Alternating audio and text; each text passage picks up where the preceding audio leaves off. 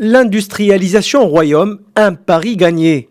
Le plan d'accélération industrielle fait partie des grandes stratégies sectorielles du Maroc mises en œuvre pour booster son économie. Depuis son lancement en 2014 et jusqu'à 2020, le plan d'accélération industrielle place le Maroc en tant qu'acteur majeur de l'industrie automobile. Cela s'est confirmé par la hausse des exportations, mais surtout l'installation des grands groupes de l'industrie automobile au Maroc et des entreprises considérées comme une référence mondiale dans le domaine de la production d'équipements automobiles. Les chiffres parlent d'eux-mêmes. Les exportations de l'industrie automobile sont passées de 14,7 milliards de dirhams à environ 65,1 milliards de dirhams entre 2007 et 2018, soit une augmentation de 14,5% par an. Depuis le lancement du plan d'accélération industrielle, 16 600 emplois ont été créés, tandis que la capacité de production a atteint 700 000 voitures. En ce qui concerne l'aéronautique et au niveau du continent africain, le Maroc est le premier exportateur des produits aéronautiques.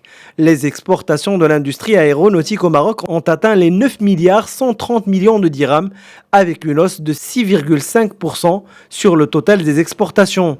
Le plan d'accélération industrielle a comme objectif de créer un demi-million d'emplois, dont la moitié provient des investissements étrangers directs et l'autre moitié du renouvellement du tissu industriel national. Autre ambition du plan, accroître de 9 points la part industrielle dans le PIB, passant de 14% à 23% à l'horizon 2020.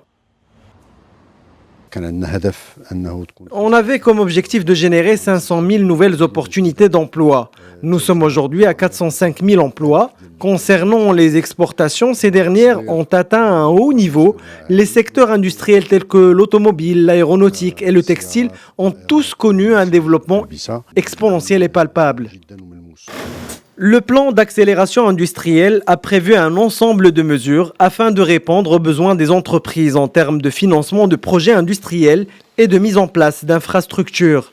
Une enveloppe budgétaire a été consacrée d'ailleurs pour construire des complexes industriels, mais aussi pour former des profils qualifiés et adéquats pour le secteur industriel.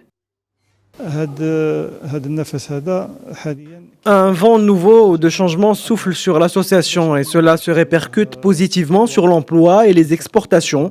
Le soutien du ministère est d'autant plus important pour que le secteur se porte toujours bien.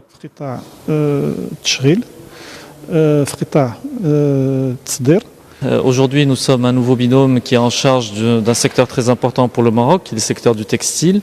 Il s'agit pour nous de redorer le blason de ce secteur-là. Il s'agit d'un secteur qui est aujourd'hui un fleuron de l'industrie marocaine, qui a été, il y a quelques années en arrière, à l'apogée de tous les secteurs industriels du Maroc. Aujourd'hui, il s'agit pour nous de le remettre à sa position d'antan, qui est de mettre en valeur nos industriels, de mettre en valeur notre secteur et de proposer à tout notre écosystème, aussi bien au Maroc qu'à l'étranger, des produits, des moyens, des outils qui pourront répondre à la forte demande qui existe aujourd'hui de plus en plus, notamment à l'export.